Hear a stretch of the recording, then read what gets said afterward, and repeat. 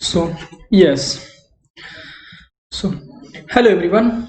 Welcome to Unacademy. Let's crack GATE and Engineering Service with India's largest learning platform.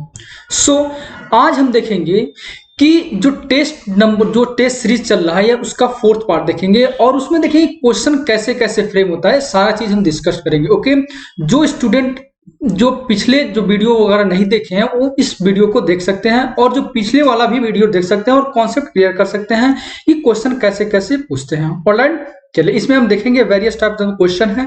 Okay, so before starting let's introduce my self. It's me Nandlal Prajapati and I have more than 3 years teaching experience in SC GATE, SSC JEE and various government examination, and I have mentored more than 5,000 students, and I have tutored in KD Campus Private Limited, and I have also qualified GATE examination 3 times and many more other examinations. So it's all about me. Okay, चलिए start करते हैं test series number 4। Okay, चलिए जो student Unacademy learning app को download नहीं किए हैं वो प्लीज डाउनलोड कर लें, क्योंकि इससे इस ऐप के थ्रू आपकी सारी स्पेशल क्लास इसी के थ्रू ऐप के थ्रू मिलेगी और जो आपका जो सब्सक्रिप्शन है इसी ऐप के थ्रू होगा। ओके, चलिए तो आप डाउनलोड करेंगे तो डाउनलोड करने के बाद आप देखेंगे उसमें आपको सेलेक्ट करना पड़ेगा किस फील्ड की आप तैयारी कर रहे हैं, किस गवर्नमेंट एग्जामिनेशन की तैयारी कर रहे हैं, गेट एंड इंजीनियरिंग सर्विस की या यूपीएससी सिविल सर्विस की या बैंकिंग की या सीएचएस क्या किस चीज की तैयारी कर रहे हैं, उस एग्जाम को आप सेलेक्ट करेंगे। तो यहाँ पे गेट और यूपीएससी को सेलेक्ट करेंगे। सेलेक्ट करने के बाद से आप देखेंगे क्या क्या ऑप्शन आ रहे हैं,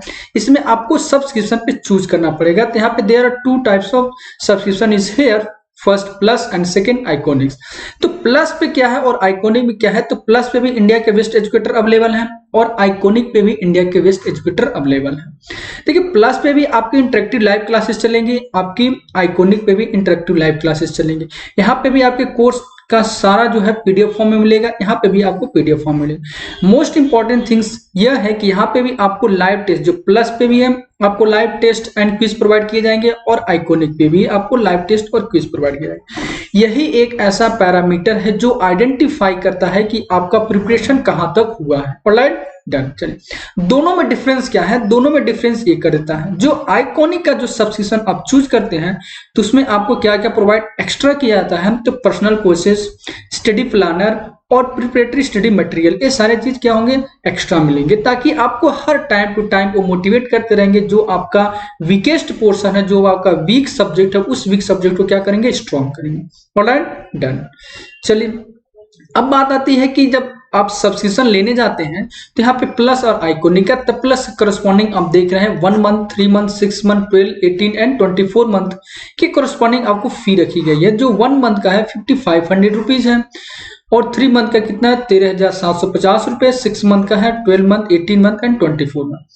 तो जब आप एक कूपन कोड यूज करेंगे NLPYT, इस कूपन कोड को यूज करेंगे तो आपको हर एक सब्सक्रिप्शन पे आपको 10% का डिस्काउंट मिल जाएगा।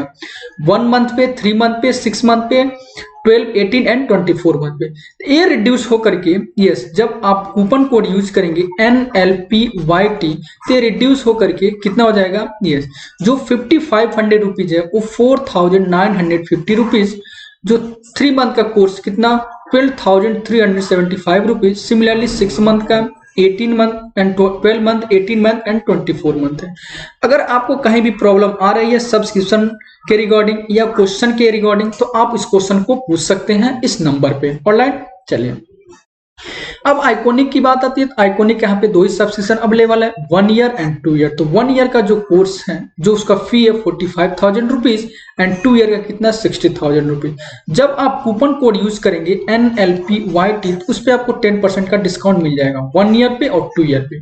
तो ये रिड्यूस हो जाएगा 40,500 रुपीज एंड 54,000 रुपीज जब आप कोड यूज करेंगे NLPYT। ऑनलाइन इस पे 10% का डिस्काउंट मिल जाएगा। Okay, done. चलिए अब स्टार्ट करते हैं। Yes, test number 4। यस, इसमें क्या कौन कौन सा सिलेबस इंक्लूड है तो मैं आपको बता दे रहा हूं। Strength of material, fluid mechanics and hydraulic machine. Okay, hydraulic machine, ये 3 सब्जेक्ट इसमें इस टेस्ट सीरीज में इंक्लूड है। ये सीरीज जो स्टूडेंट ये सीरीज नहीं देखे हो प्लीज सीरीज देख लें। 1, 2, 3, 4 एंड 5 5 टेस्ट यहाँ पे प्रोवाइड किए जाएंगे और 5 टेस्ट जो है आपके whole syllabus the strength of material, fluid mechanics and hydraulic machine को क्या करेंगे, कवर करेंगे। जब ये टेस्ट आप दे लेंगे तो आपका जो ये तीनों सब्जेक्ट है वो 100% क्लियर हो जाएगा, ओके, विथ कॉन्सेप्ट। डन। चलिए अब स्टार्ट करते हैं। यस, चलिए अब क्वेश्चन नंबर 1। यस, इसमें आपको सबको ईच एंड एवरी कैंडिडेट को आंसर देना है, ओके। जो कैंडिडेट लेट से आंसर दे तो वो वीडियो को पॉज करके आप आंसर दे सकते हैं, ओके। पहले सॉल्व करेंगे, जब क्वेश्चन नहीं आता है तब उसका सोल्यूशन देखेंगे। ऑनलाइन मैं यहाँ पे सोल्यूशन प्रोवाइड कर दे रहा हूँ। डन। चलिए, ओके। अब देखिए क्वेश्चन क्या कह रहा है, कर a simply supported beam of the length L is subjected to a symmetrical uniformly varying load with zero intensity at the ends and intensity W load per unit length at the mid Spain. एक क्या simply supported beam है, जी हाँ, एक क्या simply supported beam, और simply supported beam जानते हैं online, ये सिंपली सपोर्टेड बीम है, ओके। अब कह रहा है इस पे लोड वेरिएशन हो रहा है। लोड वेरिएशन कहाँ पे, अब देखिए यहाँ पे कह रहा है zero intensity at the ends मतलब दोनों एंड, तो दोनों एंड पे आपका जो लोड का वेरिएशन है 0 है। दैट मीन्स आपका बीच में क्या होगा, मैक्सिमम होगा। तो इसका वेरिएशन ऐसे है। यस, इसका वेरिएशन ऐसे, ओके। तो यहाँ पे आपका जो लोड का वेरिएशन है वो कितना है, W per unit length, okay. तो यहाँ पे कितना है, W पर यूनिट लेंथ। मान लेते हैं ये जो बीम का जो लेंथ है L है, ओके। चलिए अब इस पे निकाल कर है what is the maximum bending moment. तो पहला क्वेश्चन है कि मैक्सिमम बेंडिंग मोमेंट किस पोजीशन पे होगा, तो मैक्सिमम बेंडिंग मोमेंट यहाँ पे मिडिल पे होगा, मिड पोजीशन पे। तो मान लेते हैं ये पॉइंट ए, बी और मिड पॉइंट क्या है, सी। जब इसका आप एसएफडी और बीएमडी डायग्राम ड्रॉ करेंगे तो एसएफडी देखिए, एसएफडी आता है ऐसे, तो देखिए एसएफडी ऐसे आता है, ये पैराबोलिक बनेगा एसएफडी। Yes, parabolic. इसकी जो एसएफडी WL/4 और ये WL/4, ओके। जब बीएमडी ड्रॉ करते हैं तो बीएमडी का डायग्राम ऐसे होता है। तो maximum load, maximum bending moment क्या होगा, सेंटर पे होगा, और कितना होगा, WL/12 ये क्या है, ये पैराबोलिक है, और ये क्या, ये पैराबोलिक, ये पैराबोलिक। तो क्या है, WL/12। तो यहाँ पे ऑप्शन दिख रहा है WL/12। ऑलराइट, ऑप्शन क्या होगा, बी होगा। डन। चलिए, वेरी गुड। नेक्स्ट क्वेश्चन की तरफ चलते हैं। The plane section remains plane assumption in the bending theory implies. देखिए ये क्वेश्चन इंपॉर्टेंट है, सुपर इंपॉर्टेंट क्वेश्चन। ऑलराइट, चलिए इसमें क्या होगा, strain profile is linear, stress profile is linear, both stress and strain profile are linear, shear deformation is neglected. दोनों नहीं होगा, एक होगा, या तो स्ट्रेन या तो स्ट्रेस। स्ट्रेस नहीं होता है, क्या होता है, स्ट्रेन प्रोफाइल क्या होगा, लीनियर होगा। तो आपका ऑप्शन क्या होगा, ए इज करेक्ट आंसर, ओके। चलिए आपको सबको आंसर देना है। अगर आंसर लेट लग रहा है तो पहले इस वीडियो को पॉज करके उसके बाद तब इसको सॉल्व करेंगे। ऑलराइट, चलिए क्वेश्चन नंबर 3। यस, कह रहा है कि लिस्ट 1 मैच करना है, लिस्ट 1 एंड लिस्ट 2 गिवन है। कह रहा toughness, endurance, strength, resistance to abrasion fracture. देखिए resistance to abrasion fracture in the tension टेट, ये किसका डेफिनेशन है, ये आपका हार्डनेस का डेफिनेशन। हार्डनेस, ये जो सी पार्ट है वो 2 की तरफ चला जाएगा, तो सी पार्ट देखते हैं, यहाँ पे 2 है, यहाँ पे 2 है। बोला टफनेस क्या होता है, toughness is the property of the material which absorb the energy before fracture. टूटने से पहले जो एनर्जी एब्जॉर्ब करती है टफनेस कहलाती है। दैट मीन्स आपका ऑप्शन क्या होगा, ये 3 हो जाएगा, ओके। तो ए का थर्ड पार्ट, ए का थर्ड पार्ट यहाँ पे देख रहे हैं, और ए का थर्ड पार्ट यहाँ पे, और यहाँ पे सी का सेकंड पार्ट। दैट मीन आपका आंसर क्या होगा, सी पार्ट, ठीक है। इसमें जो मैचिंग वाला जो क्वेश्चन होता है, हर एक क्वेश्चन का आंसर नहीं दिया था। एक या दो जो स्टेटमेंट है या पॉइंट है उसको क्या करें, मैच करा दें। अगर मैच कर जाता है तो सेकंड, थर्ड, फोर्थ को नहीं देखते हैं, ओके। चलिए वहां पे नॉलेज नहीं चेक किया था, नॉलेज घर पे चेक किया था। ऑलराइट, चलिए डन। तो इसका ऑप्शन क्या होगा, करेक्ट आंसर होगा ऑप्शन सी, ओके। डन। चलिए moves toward next question. Which of the following is represented by the area of the shear force diagram from one end up to a given location on the beam? Bending moment at the location, load at the location, load at the location होगा, slope नहीं होगा, deflection नहीं होगा। इसका मतलब option क्या होगा, answer A होगा। Option A is correct, okay.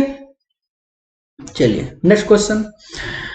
In a cantilever beam, if the length is double, while the cross section and the concentrated load acting at the free end the same, the deflection at the free end will increase by। कह रहा है कि एक कोई cantilever beam है, yes cantilever beam है, इस पे लोड कहां पे लग रहा है, फ्री एंड पे लग रहा है, फ्री एंड पे मान लेते हैं लोड P लग रहा है। अब कह रहा है कि ओरिजिनल लेंथ L है, ओरिजिनल लेंथ L है। अब कह रहा है कि लेंथ को हम डबल कर दे रहे हैं, लेंथ को डबल कर दे रहे हैं, तो उस केस में आपका डिफ्लेक्शन कितना निकलेगा, ऑलराइट, जो कैंटिलीवर बीम है उसका डिफ्लेक्शन कितना निकलेगा।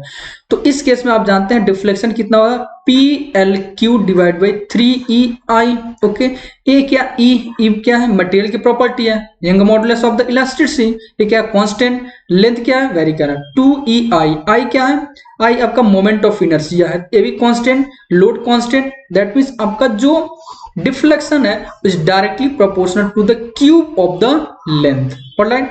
अब देखिए लेंथ को डबल किया जा रहा है, तो यहाँ पे लेंथ को डबल करेंगे तो इसका मतलब क्या होगा, del 2 upon del 1 is equal directly proportional है, तो यहाँ पे हो जाएगा L2 डिवाइड बाई L1 की पावर 3। L2 की वैल्यू कितना है 2L1 और L1 की वैल्यू L1 की पावर 3। L1 से L1 कैंसिल आउट हो गया तो 2 की पावर 3 कितना हो जाएगा 8। दैट मीन्स आपका जो डिफ्लेक्शन, न्यू डिफ्लेक्शन निकलेगा 8 times of the original deflection, 8 times at the original deflection. That means आपका आंसर क्या होगा, D will be correct, D will be correct, right? चलिए move towards next question. Yes, a T section beam is simply supported and subjected to a uniformly distributed load over its whole span, maximum longitudinal stress and, देखिए एक क्या है, एक simply supported beam और किस shape का है, T shape का है, तो टी शेप का एक सिंपली सपोर्टेड बीम बना लेते हैं, ऑलराइट। चलिए अब कर रहा है यहाँ पे मैक्सिमम लॉन्गिट्यूडनल स्ट्रेस कहाँ पे होगा, मैक्सिमम मान लेते हैं ये क्या है आपका एक्सिस है, एक्सिस है। अब इस पे आपका मैक्सिमम लॉन्गिट्यूडनल स्ट्रेस, स्ट्रेस जानते हैं स्ट्रेस का लोड अपॉन एरिया होता है, तो जहां पे एरिया कम होगा, जहां पे एरिया कम होगा वहां पे स्ट्रेस क्या होगा, ज्यादा होगा। तब देख रहे हैं यहाँ पे टॉप सरफेस है, तो टॉप सरफेस का एरिया ज्यादा है तो इसका मतलब स्ट्रेस कम होगा, लेकिन यहाँ पे कह रहा है कि मैक्सिमम स्ट्रेस कहाँ पे होगा, तो मैक्सिमम स्ट्रेस आपके बॉटम फाइबर पे होगा, बॉटम फाइबर पे। क्यों, क्योंकि यहाँ पे एरिया कम है, जब एरिया कम होगा तो स्ट्रेस ज्यादा होगा, दैट मीन्स आपका मैक्सिमम स्ट्रेस कहाँ पे होगा, the bottom fibre of the wave, bottom fibre of the wave, ये आपका वेव है। Okay done. चलिए आपको हर स्टूडेंट को आंसर देना है, ओके। अब कमेंट करके बताएंगे कि आपका जो टोटल जो क्वेश्चन, इसमें 26 क्वेश्चन इंक्लूड किए हैं, अब कमेंट करके बताना है कि 26 क्वेश्चन में कितना क्वेश्चन आपका करेक्ट हुआ है, alright. Each and every candidate को कमेंट करके बताना है, डन। चलिए नेक्स्ट क्वेश्चन की तरफ देखते हैं। अ rotating shaft carrying a unidirectional transverse load is subjected to variable bending stress, variable shear stress, constant, मतलब कांस्टेंट होगा नहीं, वेरिएबल होगा, तो बेंडिंग स्ट्रेस होगा या shear स्ट्रेस होगा, तो shear स्ट्रेस नहीं होगा, दैट मींस क्या होगा, वेरिएबल बेंडिंग स्ट्रेस होगा, alright done, variable bending stress होगा, ओके। चलिए नेक्स्ट क्वेश्चन की तरफ मुड़ते हैं। Yes, question number 8, yes question number 8। अब देखिए ये सुपर इंपॉर्टेंट क्वेश्चन है, ये आपका सुपर इंपॉर्टेंट क्वेश्चन, ऐसे क्वेश्चन आते रहते हैं, ओके। चलिए, the ratio of the moment of the resistance of a square beam, square beam उसका क्या, square beam Z when square section is placed with two side horizontal Z1 and with a diagonal horizontal Z2। Question कर रहा है कि एक क्या square है, क्या स्क्वायर है, तो स्क्वायर की प्रॉपर्टीज क्या होती है, उसके चारों साइड क्या होते हैं, इक्वल होते हैं। अब कह रहा है रेशियो निकालना है किसका, मोमेंट का, मोमेंट का। अब देखिए मोमेंट क्या होता है, जब आप बेंडिंग इक्वेशन ड्रॉ करेंगे तो m upon I equal to sigma upon y equal to E upon R, alright. अब ये जो है, ये जो फर्स्ट और सेकंड को जब कंसीडर करेंगे तो m is equal to I sigma into y, तो m इज इक्वल टू ये क्या है सिग्मा, अब क्या है ए वाई अपॉन जेड, ये क्या है एम जेड है, और जेड क्या होता है, Z equal to I upon y, I upon y, तो ये हो जाएगा sigma y upon y upon I, y upon I, तो दैट मीन सिग्मा जेड हो जाएगा। तो आपको ये मोमेंट निकालना, और मोमेंट किसके डायरेक्टली प्रोपोर्शनल है, ये देख रहे हैं, ये किसके है, ये है सेक्शन मॉडुलस के। तब सेक्शन मॉडुलस निकालेंगे दोनों के कोरस्पॉन्डिंग, एक तो साइड के कोरस्पॉन्डिंग, एक डायगोनल के कोरस्पॉन्डिंग। जब साइड के कोरस्पॉन्डिंग जब आप मोमेंट निकालेंगे तो उसकी वैल्यू आती है ए क्यू डिवाइड बाई 6। जब डायगोनल के कोरस्पॉन्डिंग जब मोमेंट निकालेंगे, सॉरी मोमेंट नहीं, क्या सेक्शन मॉडुलस निकालेंगे तो उसकी वैल्यू आती है ए क्यू अपॉन 6 रूट 2। ऑलराइट, ए क्यू अपॉन 6 रूट 2। जब दोनों का रेशियो निकालेंगे तो Z1 अपॉन Z2 क्या हो जाएगा, ए क्यूब अपॉन 6 का whole divide by A cube divide by 6 root 2। तो ए क्यूब से ए क्यूब कैंसिल आउट, 6 से 6 कैंसिल आउट, तो कितना हो जाएगा, Z1 upon Z2 equals to root 2। बहुत लोग आंसर दे चुके होंगे। ओके, तो इसका आंसर कितना होगा, C will be correct answer, C will be correct answer. Z1 upon Z2 equals to root 2, या इसकी वैल्यू 1.44। ओके, क्वेश्चन इसको एक क्वेश्चन दूसरे तरीके से पूछा जा सकता है कि कितना परसेंट ज्यादा होगा, कितना परसेंट ज्यादा होगा, तो 44.44% ज्यादा होगा, 44.44% क्या होगा, मैक्सिमम होगा। ऑलराइट, चलिए next question. Two beams of the equal cross-sectional area are subjected to equal bending moment if one beam has square cross-section and other has circular cross-section। Two beam है, उसकी क्रॉस सेक्शनल एरिया क्या है, same है। तो एक देखिए, एक जो आपका बीम है ए स्क्वायर है, स्क्वायर है। ओके, ए इसकी साइड क्या है, ए है।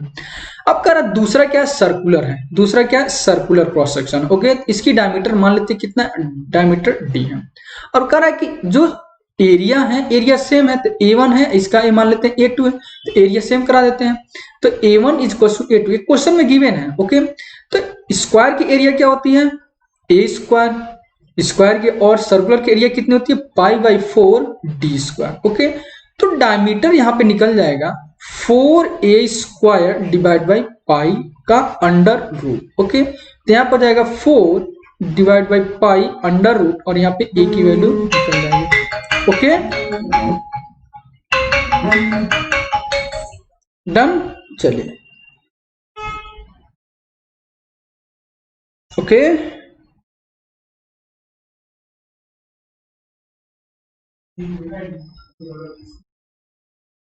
डन, चलिए। तो अब बताइए इसका आंसर बताइए। यस,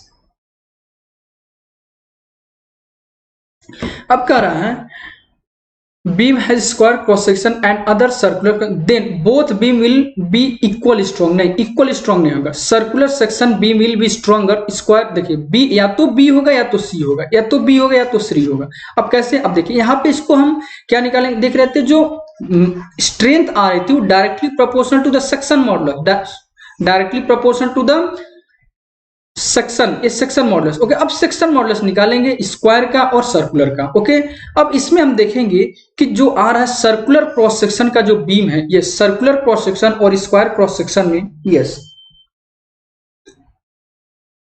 तो स्क्वायर क्रॉस सेक्शन की जो बीम होती है वो ज्यादा स्ट्रॉन्गर है एज कंपेयर टू सर्कुलर। क्यों, क्योंकि इसका जब आप सेक्शन मॉडुलस निकालेंगे, सेक्शन मॉडुलस, तो स्क्वायर सेक्शन का ज्यादा होगा, स्क्वायर का ज्यादा होगा as compare to the circular, as compare to the circular. जब स्क्वायर क्रॉस सेक्शन का ज्यादा होगा तो इसका मतलब बीम क्या होगा, स्ट्रॉन्ग होगा, स्क्वायर क्रॉस सेक्शन। ओके, तो आपका ऑप्शन क्या होगा, सी इज राइट आंसर। ओके, चलिए नेक्स्ट क्वेश्चन देखते हैं।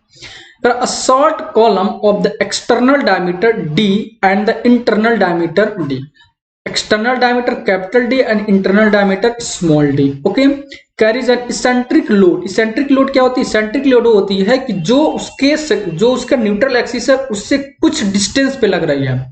eccentric मतलब क्या होती है, जो उसका न्यूट्रल एक्सिस है, जो लोड लग रहा है न्यूट्रल एक्सिस से कुछ डिस्टेंस पे लग रहा है, उसी को हम eccentric load बोलते हैं। ऑलराइट, चलिए। To greatest eccentricity which the load can have without producing tension on the cross section of the column would be. Okay, तो ये डायरेक्ट क्या हो जाएगा, ये आंसर हो जाएगा capital D square plus small D square divide by 8d। Okay, तो इसका ऑप्शन क्या होगा, option will be C. Done, चलिए नेक्स्ट क्वेश्चन की तरफ देखते हैं। A cantilever beam of the rectangular cross section is 1 meter, yes, deep and 0.6 metre thick. देखिए एक क्वेश्चन इंपॉर्टेंट है, कह रहा है एक कोई रेक्टेंगुलर क्रॉस सेक्शन है, यस एक रेक्टेंगुलर क्रॉस सेक्शन है, कह रहा है 1 मीटर डीप, चलिए 1 मीटर ये डीप है और इसकी विड्थ या थिकनेस कितना है 0.6 मीटर, ओके 0.6 मीटर, ऑलराइट। चलिए ये पहला। दूसरा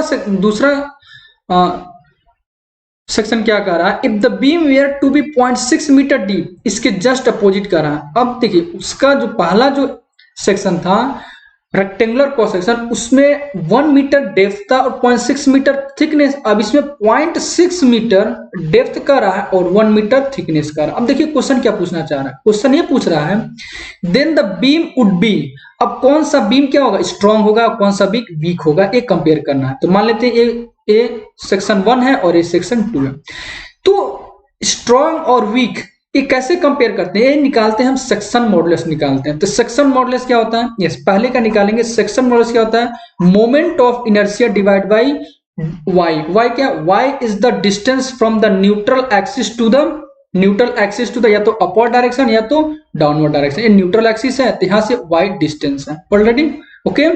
चलिए अब देखिए आई, अब पहले केस में आप देखेंगे मोमेंट ऑफ इनर्शिया निकालिए, यस तो मोमेंट ऑफ इनर्शिया क्या होगा, अबाउट सेंटर ऑफ ग्रेविटी के अबाउट निकालेंगे। देखिए मोमेंट ऑफ इनर्शिया की वैल्यू, और कोई कहता है कि एक क्या है एक रेक्टेंगुलर सेक्शन, उसकी मोमेंट ऑफ इनर्शिया निकालिए, आप नहीं निकाल पाएंगे जब तक कि वो किसी के अबाउट ना पूछे।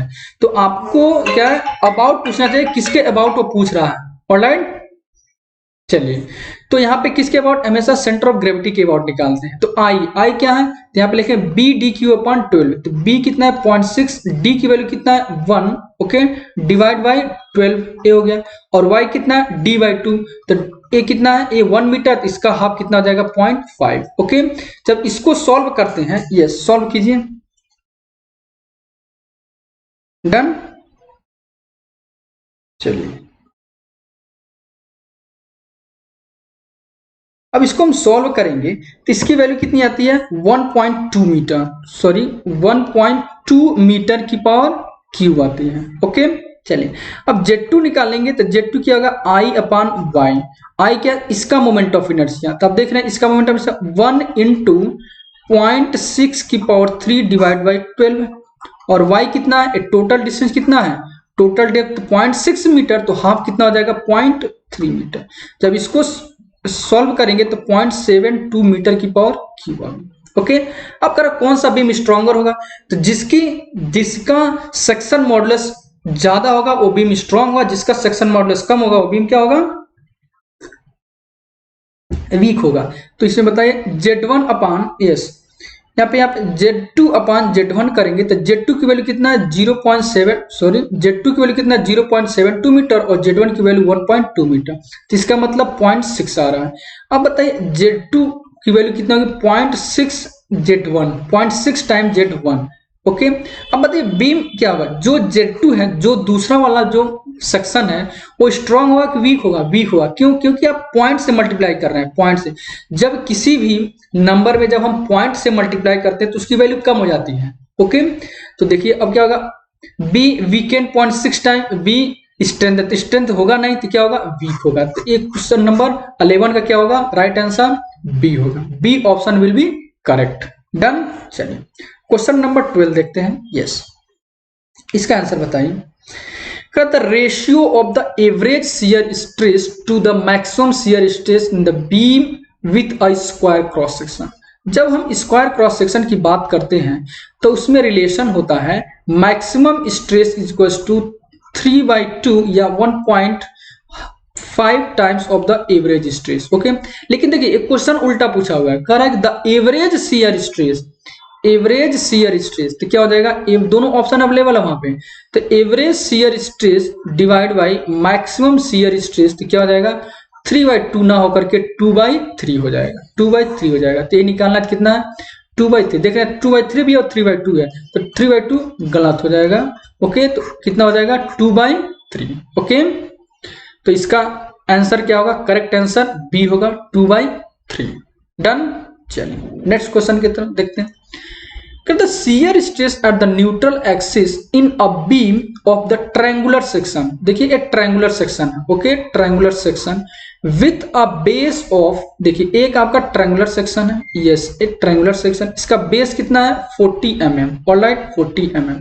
अब इसकी हाइट कितनी दी है, यहाँ पे दिया है 20 mm हाइट है, यस 20 mm क्या है हाइट, ये मीटर नहीं है mm है, 20 mm क्या है हाइट, यस आप आंसर दे सकते हैं, यस।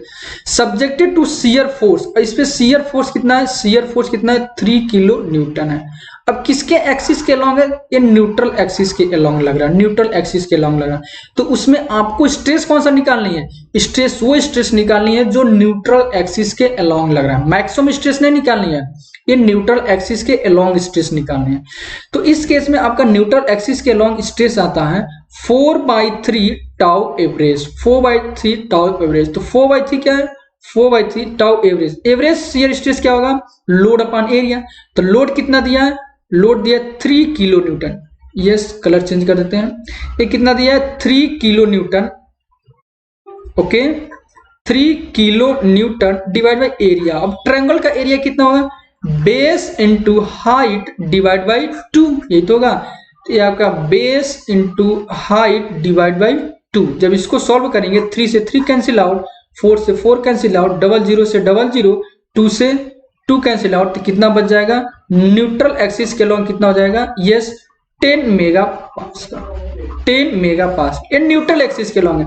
लेकिन यही बात करें कि मैक्सिमम शियर स्ट्रेस कितना होगा, तो मैक्सिमम शियर स्ट्रेस होगा 3/2 टाउ एवरेज, 3/2 टाउ एवरेज होगा। ये कंफ्यूज नहीं होना, डोंट बी कंफ्यूज, ये न्यूट्रल एक्सिस के लॉन्ग पूछा होगा। मैक्सिमम लोग क्या करते हैं, ये मैक्सिमम स्ट्रेस निकाल देते हैं, 99% लोग मैक्सिमम स्ट्रेस निकाल देते हैं, ओके। तो ये क्या होता है, ये रिलेशन होता है किसमें, ट्रायंगुलर सेक्शन के लिए maximum stress 3/2 times tau average, और न्यूट्रल एक्सिस के अलोंग होता है 4/3 टाउ एवरेज, ओके। लेकिन यही अगर सर्कुलर आपका क्रॉस सेक्शन हो, सर्कुलर क्रॉस सेक्शन हो, तो उसमें मैक्सिमम शियर स्ट्रेस कितना होगा, मैक्सिमम शियर स्ट्रेस होगा 4/3 tau average, 4/3 tau average, confuse नहीं होना, okay.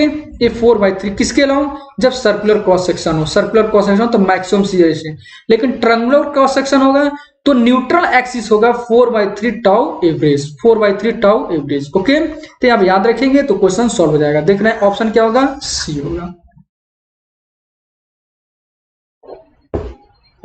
Okay option C, done.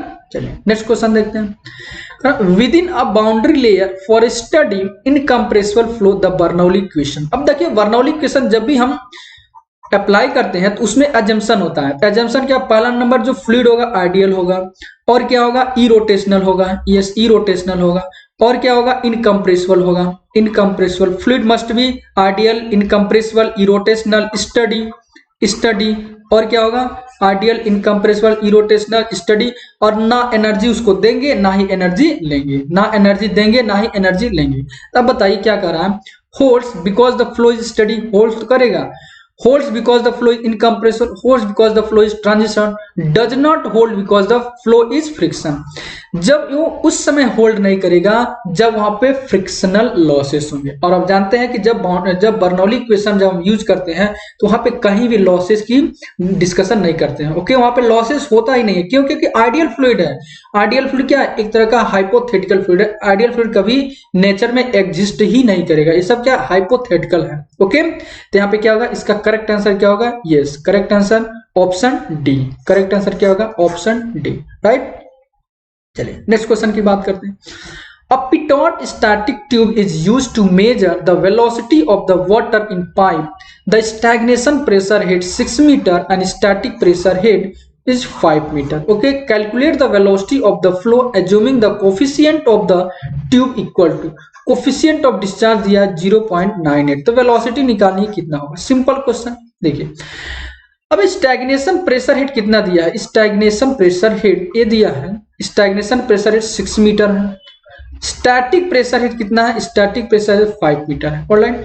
अब जब डायनेमिक प्रेशर हेड निकालेंगे, डायनेमिक प्रेशर हेड, तो क्या होगा, the difference between the static pressure head and the difference between the stagnation pressure head and static pressure head will always provide the dynamic pressure head, okay। तो stagnation pressure head और static pressure head का जो difference होगा हमेशा dynamic pressure head होगा, तो इसकी value 6, इसकी वैल्यू 5, जब सब्ट्रैक्ट करेंगे तो 1 मीटर, यानी आपका डायनामिक प्रेशर हेड कितना हो गया, 1 मीटर हो गया। लेकिन आपको वेलोसिटी निकालनी है, तो वेलोसिटी क्या होता है, CV या CD, देखिए कोफिशिएंट ऑफ वेलोसिटी दिया हुआ है, तो CV √2GH, ऑलराइट। CV की वैल्यू यहाँ पे गिवन है 0.98, 2G की वैल्यू आपको पता है 9.81 और H की वैल्यू निकल गई है 1 मीटर। जब इसको सॉल्व करेंगे, तो इसकी वैल्यू कितनी आएगी, क्वेश्चन नंबर 15, इसकी वैल्यू आएगी 1. सॉल्व कीजिए एक कैलकुलेटर से, जब सॉल्व करेंगे, ओके,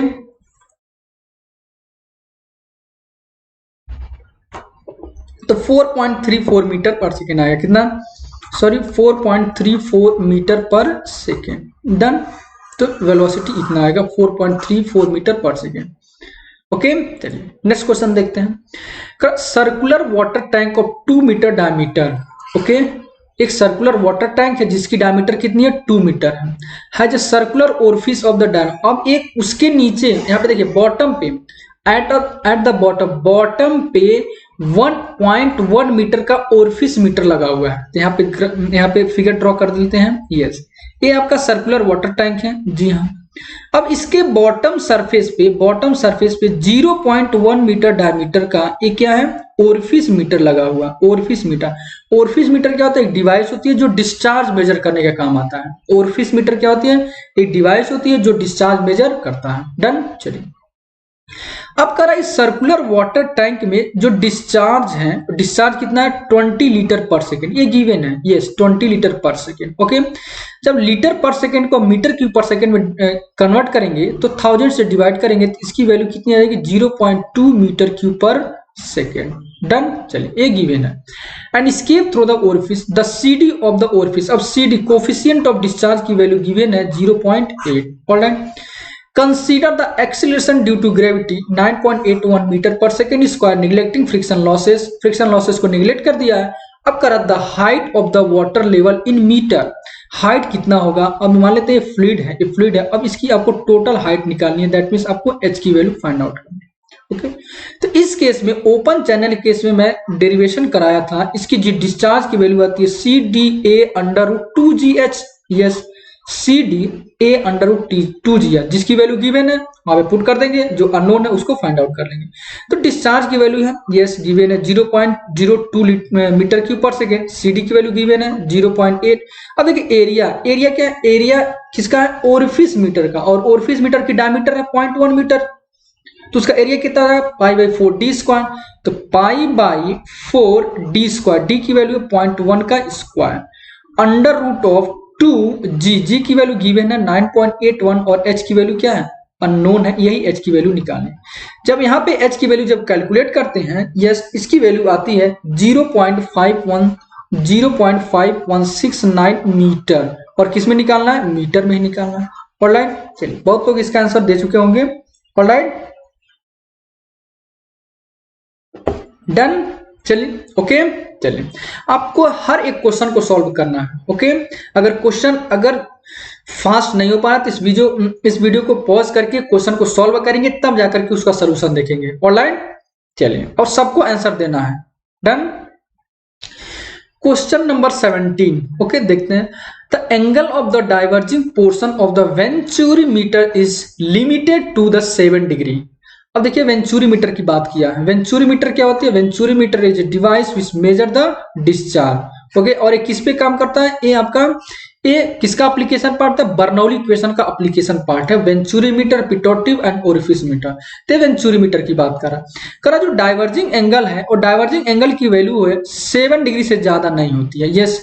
क्यों नहीं होती है, क्योंकि 7 डिग्री से ज्यादा हो जाएगा तो जो फ्लूइड के पार्टिकल फ्लो हो रहे हैं उसमें सेपरेशन हो जाएगा, वहां पे बाउंड्री लेयर क्या हो जाएगा, क्रिएट हो जाएगा, कैविटेशन हो जाएगा, ओके। तो दैट मींस वो डिस्टर्बिंग एरिया हो जाएगा डाइवर्जिंग पोर्शन में, और यहाँ पे प्रेशर ग्रेडियंट क्या हो जाएगा, ज्यादा होगा। तब ऑप्शन के थ्रू जाते हैं, यस। ऑप्शन क्या कह रहा है, yes, the flow decelerate in the diverging portion, yes. यहाँ पे जो वेलोसिटी क्या हो जाएगी, वेलोसिटी यहाँ पे एरिया बढ़ रहा है, तो इसका मतलब वेलोसिटी कम होगी, तो एक्सीलरेशन कम होगा, यस ये बात सही कह रहा है। And pressure increase, yes diverging portion में प्रेशर क्या होगा, इंक्रीज होगा। दैट मीन्स आपका जो स्टेटमेंट फर्स्ट है वो करेक्ट है। ऑलराइट, नेक्स्ट स्टेटमेंट देखते हैं। कर flow separation takes place due to the adverse pressure gradient when diverging angle is large. Yes diverging angle जब ज्यादा होगा तो वहां पे एडवर्स प्रेशर ग्रेडियंट जनरेट हो जाएगा। ये भी बात सही कह रहा है। नेक्स्ट स्टेटमेंट देखते हैं। If the divergence angle is large the negative pressure, पहला नंबर यहाँ पे निगेटिव प्रेशर ग्रेडियंट नहीं होगा, पॉजिटिव प्रेशर ग्रेडियंट होगा। ये स्टेटमेंट क्या हो जाएगा, रॉन्ग हो जाएगा। स्टेटमेंट क्या होगा, गलत होगा। अब जब यहाँ पे देखें थर्ड स्टेटमेंट गलत है, जिसका मतलब थर्ड जहां जहां थर्ड है वहां पे गलत हो जाएगा। और क्या हो जाएगा, आपका आंसर क्या हो जाएगा 1 and 2, यानी option B. Option B will be correct answer. Done. चलिए नेक्स्ट क्वेश्चन देखते हैं। A frontal tube pitot static tube with C क्या कोफिशिएंट ऑफ वेलोसिटी क्या 1 है, इसकी वैल्यू गिवन है। Correct, is used to measure the velocity of the water.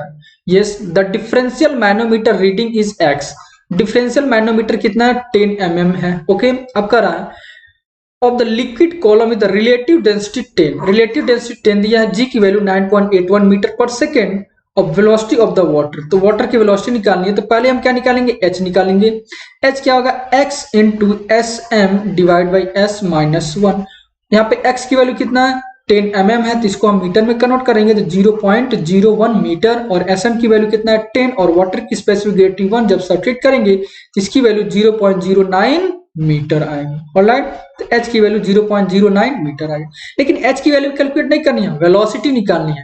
तो velocity क्या होगा, अंडर, देखिए वेलोसिटी होगा, क्या एक्चुअल वेलोसिटी निकालना है तो cv अंडर रूट 2gh। और देखिए cv की वैल्यू 1 अंडर रूट 2, g की वैल्यू 9.81 और h की वैल्यू कैलकुलेट निकली हुई है 0.09। जब इसको सॉल्व करेंगे तो आपकी वेलोसिटी कितनी आ रही है। Yes, question number 18। तो आपकी जो वेलोसिटी आएगी, आपकी नहीं है सिस्टम की जो वेलोसिटी आएगी 1.32 मीटर पर सेकेंड, 1.32 मीटर पर सेकेंड। Okay done. चलिए, तो इसका आंसर करेक्ट आंसर कितना होगा 1.328 मीटर पर सेकेंड। आंसर लिख करके कम, ओके आंसर लिखना है आपको। Okay done. चलिए नेक्स्ट क्वेश्चन देखते हैं। Yes, the velocity field of an incompressible flow in the Cartesian system is represented by v। कोई velocity field vector given है, yes 2x square minus y square i cap. और जानते हैं i का जो coefficient है वो किस कंपोनेंट की वेलोसिटी शो करता है, u कंपोनेंट की वेलोसिटी। v जे कंपोनेंट का j का कोफिशिएंट v कंपोनेंट की, एंड 3k कैप। तो k कंपोनेंट की वेलोसिटी क्या, k कंपोनेंट का जो कोफिशिएंट क्या शो करता है, w कंपोनेंट की वेलोसिटी शो कर रहे हैं। दैट मींस ए u की वैल्यू है, ए v है और ये w है। अब करा इनकम्प्रेसिबल, तो v की वैल्यू जो अननोन है, यहाँ पे अननोन क्या है v है, तो इसी अननोन की वैल्यू हमको निकालनी है। डन, ये v की वैल्यू निकालनी है। अब क्या कंडीशन क्या, ये जो फ्लो फील्ड है वो इनकम्प्रेसिबल है। आप रिलेशन जानते हैं फॉर इनकम्प्रेसिबल, यस कुछ लोग सॉल्व कर दिए होंगे। Yes, for incompressible fluid, incompressible fluids में रिलेशन क्या होगा, del u upon del x plus del v upon del y plus del डब्ल्यू upon del z equals to 0। एक यहाँ पे कंडीशन गिवन है, इसको सेटिस्फाई कराना है। ओके, अब चलिए del upon del x, u की वैल्यू यहाँ पे पता है, yes 2x square minus 2y square. Done, plus del upon del y, v की वैल्यू कैलकुलेट करनी है। जी हाँ, v की वैल्यू कैलकुलेट करनी है, तो यहाँ पे v plus del upon del z, और w की वैल्यू कितनी है 3 है, इक्वल्स टू 0। अब x को किसके रिस्पेक्ट में करेंगे, यहाँ पे x के रिस्पेक्ट में करेंगे डिफरेंशिएट, कितना हो जाएगा 4x 0 हो जाएगा, plus del v upon del y, और एक कांस्टेंट टर्म है तो कांस्टेंट का जब डिफरेंशिएट करते हैं तो उसकी वैल्यू 0 आती है 0। तो यहाँ पे डेल v की value yes minus 4x into del क्या हो जाएगा y हो जाएगा। अब v की वैल्यू निकालिए, ना कि डेल v की वैल्यू, तो दोनों तरफ क्या करेंगे इंटीग्रेट। जब इंटीग्रेट करेंगे तो यहाँ पे आ जाएगा माइनस 4x, y के रिस्पेक्ट में करें तो y प्लस कॉन्स्टेंट। ओके, अब ऑप्शन पे चलिए, ऑप्शन पे अब देखिए किस ऑप्शन में माइनस 4xy है। यस, पहला ही ऑप्शन दिख रहा है माइनस 4xy, दूसरा ऑप्शन प्लस 4xy नहीं, प्लस 4xy नहीं, माइनस 4x नहीं। ओके, तो आपका ऑप्शन क्या होगा A will be correct answer. Done. चलिए ओके, चलिए नेक्स्ट क्वेश्चन देखते हैं। When a Bernoulli's equation applicable between any two points in a flow field, देखिए बर्नौली इक्वेशन की बात आती है तो वहां पे एजम्पशन आता है। ओके, तो एजम्पशन क्या होना चाहिए? पहला, फ्लूइड मस्ट बी स्टडी, और क्या? Fluid must be incompressible, yes incompressible. Fluid must be irrotational, irrotational and fluid must be क्या होगा? स्टडी हो गया, इनकम्प्रेसिबल, इरोटेशनल और आइडियल। ना ही एनर्जी लेंगे ना ही एनर्जी देंगे, neither energy given nor energy taken from the fluid. Okay, तो देख रहे हैं यहाँ पे स्टडी है, यस सही है। इनकम्प्रेसिबल है लेकिन रोटेशनल कह रहा है, लेकिन रोटेशनल नहीं होगा, ई रोटेशनल होता है। ओके, अब यहाँ पे फ्लो क्या? स्टडी है, यस। कंप्रेसिबल नहीं होगा, अनस्टडी नहीं होगा। अब देखिए यहाँ पे स्टडी है, इनकम्प्रेसिबल है एंड ई रोटेशन है। दैट मीन्स आपका ऑप्शन क्या होगा? D part, D will be correct answer. Done, चलिए नेक्स्ट क्वेश्चन देखते हैं। कर a body floating in a liquid in a stable state, एक कोई बॉडी है फ्लोट कर रही है और क्या है? स्टेबल स्टेट में है। जब स्टेबल स्टेट में है तो मैं बताया था कि उस समय जब बॉडी फ्लोट कर रही है तो उसमें क्या आएगा? मेटा सेंटर पॉइंट या मेटा सेंट्रिक हाइट आएगा। जब बॉडी फुल्ली सबमर्ज है तो वहां पे क्या आएगा? बॉयंसी पॉइंट आएगा, बॉयंसी। तो यहाँ पे कंपेयर करते हैं मेटा, तो स्टेबल कंडीशन के लिए Meta centric height should be greater than the centre of the gravity. अब देखिए यहाँ पे कह रहा मेटा सेंटर कौन साइड नहीं होगा। Meta centre like above the centre of gravity, yes ये क्या है? Above the centre of gravity. यहाँ पे नीचे नहीं होगा और centre of gravity, centre of buoyancy के नीचे नहीं होगा। दैट मींस अब क्या होगा? मेटा सेंटर पॉइंट किसके एबव होगा? सेंटर ऑफ ग्रेविटी के एबव होगा तो स्टेबल होगा। यही मेटा सेंटर पॉइंट अगर सेंटर ऑफ ग्रेविटी के नीचे होगा तो अनस्टेबल होगा। यस, यही मेटा सेंटर पॉइंट अगर सेंटर ऑफ ग्रेविटी के कौन साइड होगा तो ये न्यूट्रल केस होगा। यस, न्यूट्रल केस होगा, न्यूट्रल इक्विलिब्रियम होगा। डन, चलिए नेक्स्ट क्वेश्चन देखते हैं। द आई ऑफ द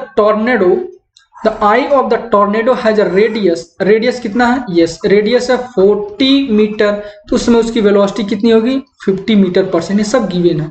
कह रहा जब रेडियस क्या 80 मीटर कर दिया जाए तो उसमें उसकी वेलोसिटी कितनी होगी? ओके, तो सिंपल सा है, v1r1 इक्वल्स टू v2r2।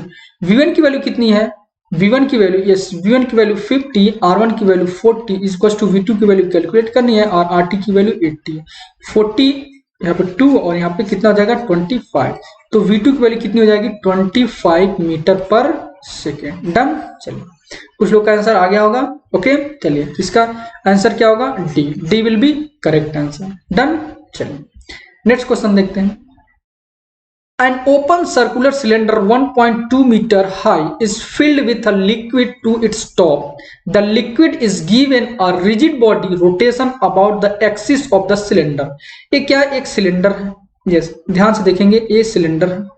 इस सिलेंडर में कोई फ्लूइड क्या फिल हुआ है? कोई फ्लूइड भरा हुआ है। तो मान लेते हो फ्लूइड क्या है? आपको वाटर ही है। ओके, चलिए अब इसके एक्सिस के राउंड, वर्टिकल एक्सिस के राउंड इसको हम रोटेट कर रहे हैं। जब इसको रोटेट करेंगे तो जो फ्लूइड का पार्ट, अब इसकी हाइट दिया है 1.2 मीटर। हाइट कितना है? 1.2 मीटर। जब इसको हम रोटेट करेंगे तो इसका कंडीशन ऐसे बन जाएगा। ओके, ओमेगा वेलोसिटी से हम रोटेट करेंगे। ओके, तो जो जहां तक ये फ्लूइड था अब ऐसे बन जाएगा। यस, ये पैराबोलिक शेप है। कभी कभी क्वेश्चन पूछ जाता है कि शेप कैसा होगा, तो पैराबोलिक होगा। ऑलराइट, पैराबोलिक होगा। तो इसका मिड सेक्शन है, यस मिड सेक्शन है। तो हाफ से कितना हो जाएगा? ये 1.2 मीटर है तो 0.6 मीटर, और ये 0.6 मीटर क्या हो जाएगा? जो वाटर है या फ्लूइड है वो एवं किसके? वो मिड पोजीशन से एबव हो जाएगा। डन, अब कह रहा है इस पोजीशन में मान लेते हैं इसकी वॉल्यूम v1 है और इस पोजीशन में इसकी वैल्यू v2 है। तो कह रहा है yes the pressure at the centre line at the bottom surface of the form to be 0.6 metre of the liquid. What is the ratio of the volume of the liquid spills out of the cylinder to the original volume. That means आपका ratio पूछ रहा है v2/v1 की ratio कितना होगा। Okay, तो simple सा है, तो v2/v1 अब देखिए ये जो है अब इतना ये जो सेंटर लाइन से इतना क्या एबव हुआ है, तो ये जो है ये शेप किस तरह का? पैराबोला का। तो पैराबोला का वॉल्यूम जानते हैं क्या होता है? हाफ पाई r स्क्वायर h, और h कितना है? ये है आपका h कितना है? h2 मान लेते हैं, h2 0.6 मीटर, और इसमें h1 की वैल्यू कितनी है? 1.2 मीटर। ओके, तो ओरिजिनल वॉल्यूम क्या है? ये सिलेंड्रिकल है तो पाई r स्क्वायर h, और जब आप ये क्या पैराबोलिक शेप में आया तो पैराबोलिक का क्या वॉल्यूम? तो v2 क्या पैराबोला, तो half pi r square H2 divide by pi r square H1। Pi r, क्योंकि रेडियस दोनों का सेम है, रेडियस, अरे सिलेंडर है तो रेडियस तो चेंज होगा नहीं, रेडियस तो कांस्टेंट होगा। ओके, तो पाई R1 square pi R2 square दोनों क्या होगा, सेम होगा। अब देखते हैं कि V2 upon V1 equals to half. H2 की वैल्यू कितनी है, 0.6 मीटर। ओके, और H1 की वैल्यू कितना, 1.2 मीटर। तो सब्ट्रैक्ट होगा तो कितना हो जाएगा 2, तो कितना 1/2 मल्टीप्लाई 1/2 कितना होगा 1/4। तो V2 अपान V1 कितना हो जाएगा 1/4। तो आप ऑप्शन कौन सा होगा, A will be correct answer, A will be correct answer. Okay done, a super important question, yes super important question, done. चलो नेक्स्ट क्वेश्चन देखते हैं, क्वेश्चन नंबर 24। यस, इसका आंसर बताइए। करा, an incompressible fluid flows radially outward from a line source in steady. Steady की बात कर रहा है, इसका मतलब क्या है, स्टडी की बात कर रहा है तो इसका मतलब स्टडी फ्लो क्या होता है, ऐसा फ्लो जो टाइम के रिस्पेक्ट में कांस्टेंट हो, दैट मींस ये क्या होगा, और क्या इनकम्प्रेसिबल फ्लूइड है, दैट मीन डेंसिटी क्या है, कांस्टेंट है। तो ये आपका फ्री वर्टेक्स होगा, ये आपका क्या होगा, फ्री वर्टेक्स में। और फ्री वर्टेक्स मोशन में आपका वेलोसिटी एंड रेडियल डायरेक्शन एक दूसरे के इनवर्सली प्रोपोर्शनल होता है। v dot r equals to constant जब v is inversely proportional to r। अब इसका शेप पूछता है तो होगा रेक्टेंगुलर हाइपरबोलिक। अगर शेप कभी पूछ दें तो शेप भी याद रखना है, rectangular hyperbolic, rectangular hyperbolic. Alright, तो इसका ऑप्शन क्या होगा, 1/r, डन। नेक्स्ट क्वेश्चन देखते हैं। Yes, if the energy grade line and the hydraulic grade line are drawn from a flow through an inclined pipeline, the following 4 quantities can be directly observed: static head, frictional head, datum head, velocity head. Starting from the arbitrary datum line, the above types of the head will be in the sequence. ये जितने head line है इसको sequence में लिखना है कि पहले कौन सा होगा। तो सिंपल सी बात है, पहले क्या होगा, डाटम हेड होगा, पहले डाटम हेड होगा। ऑलराइट, डाटम हेड होगा। डाटम हेड के बाद से क्या होगा, स्टैटिक हेड होगा, यस स्टैटिक हेड होगा। स्टैटिक हेड के बाद से क्या होगा, वेलोसिटी हेड होगा, वेलोसिटी हेड होगा। वेलोसिटी हेड के बाद से क्या होगा, आपका फ्रिक्शन हेड होगा। तो अभी कॉम्बिनेशन देख रहे हैं, यस। डाटम हेड कौन सा है, 3, तो 3 पे जाएंगे, AV3 है, AV3 है, सबका 3 पाला। उसका स्टैटिक हेड क्या, फर्स्ट, तो फर्स्ट क्या है यहाँ पे, जिसका मतलब ए सारे क्या हो जाएंगे, गलत हो जाएंगे, केवल ऑप्शन आपका ऑप्शन क्या, D will be correct answer. Okay, देखिए जहां पे ऑप्शन मिल जाए, एक या दो ऑप्शन, वहीं पे क्या करेंगे, स्टॉप कर देंगे। Okay, next and last question, the maximum number of the jets generally employed in an impulse turbine without jet interference, इसमें आपका नंबर ऑफ जेट कितना होगा, नंबर ऑफ जेट कितना होगा, 6 होगा, नंबर ऑफ जेट कितना होगा, 6 होगा। तो आपका आंसर क्या होगा, बी। ओके डन, चलिए thank you very much. Okay, इस वीडियो को लाइक कर दीजिए, सब्सक्राइब कर दीजिए, और जो स्टूडेंट जिस स्टूडेंट के पास नहीं पहुंचा उस स्टूडेंट के पास से शेयर कर दिए, ताकि वो भी अपनी जो कहाँ पे स्टैंड करें वो देख लेंगे। ओके डन, चलिए। तो अगर सब्सक्रिप्शन की बात करते हैं तो आपको कोड यूज करना है NLPYT, कोड तो याद ही हो गया होगा, यस। जब इस कोड को यूज करेंगे तो इस पे आपको 10% का डिस्काउंट मिल जाएगा। चाहे कोई भी गवर्नमेंट एग्जामिनेशन की तैयारी करना चाह रहे हो तो कोड यूज करना है NLPYT। ओके, चाहे आप जेई का, एई का, DMRC, LMRC या गेट इंजीनियरिंग सर्विस, ओके, ये जिस गवर्नमेंट एग्जामिनेशन की आप तैयारी कर रहे हैं तो अनअकैडमी को क्या करेंगे, अनअकैडमी लर्निंग ऐप को डाउनलोड करेंगे। डाउनलोड करने के बाद से सब्सक्रिप्शन लेंगे तो उसमें आपको कूपन कोड पूछेगा, उस कूपन कोड में आप यूज करेंगे NLPYT, तो आपको 10% का डिस्काउंट मिल जाएगा। डन, चलिए। Okay, thank you very much.